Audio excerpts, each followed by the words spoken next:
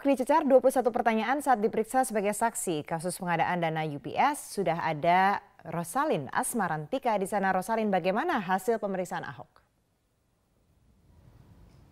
Ya, Andi, ini sekitar 5 jam waktu yang dilewati oleh Basuki Cahayapurnama atau Ahok di dalam kantor Bareskrim Mabes Polri ini. Dan ada 21 pertanyaan, ini mulai dari pertanyaan-pertanyaan mendasar seperti pertanyaan terkait identitas Ahok. Juga tadi ditanyakan, ini menurut cerita dari Ahok setelah keluar dari kantor Bareskrim, Ahok juga ditanyai mengenai fungsi dan tugas gubernur serta PLT gubernur. Karena ini ketika kasus atau ketika dana UPS ini keluar, Ahok ketika itu menjabat sebagai PLT Gubernur DKI Jakarta. Dan Ahok tadi juga menyampaikan bahwa dalam MOU ataupun kesepakatan antara Pemda dengan DPRD terkait penggunaan APBD 2014 ini, Andini, tidak ada kesepakatan untuk dana pengadaan UPS atau Uninterruptible Power Supply. Adapun prioritas untuk APBD 2014 ketika itu hanyalah penanganan banjir rob, kemudian juga pengolahan sampah dan rehabilitasi bangunan sekolah-sekolah di DKI Jakarta. Anggaran UPS ini sangat besar, Andini, hingga 300 miliar rupiah dengan dugaan markup ataupun penambahan nilai mencapai 50 miliar rupiah.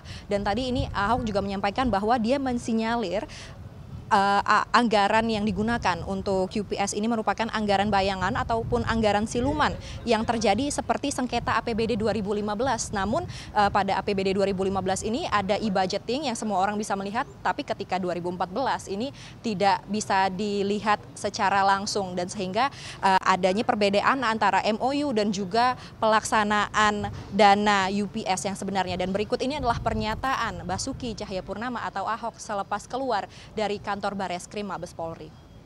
UPS waktu dalam kesepakatan itu kan nggak ada. Terus kenapa bisa keluar UPS?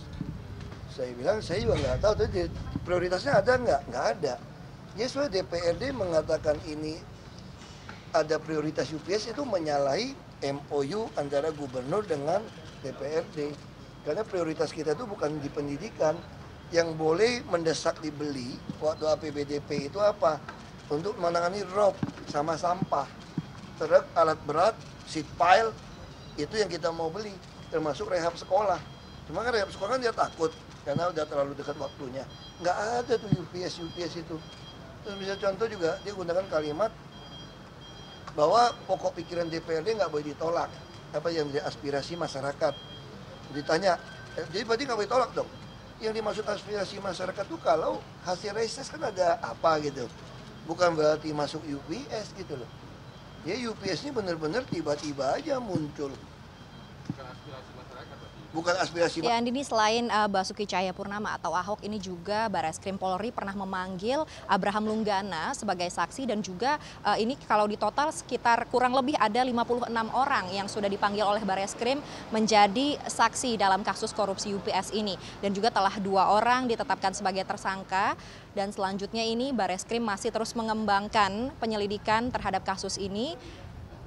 Dan seperti yang kita tahu, Andini, ada 2 orang yang ditetapkan sebagai tersangka, diantaranya ini adalah mantan Kepala Dinas Pendidikan Menengah Jakarta Barat dan juga Jakarta Selatan. Demikian, Andini, kembali ke Anda. Rosalin Asmarantika, terima kasih.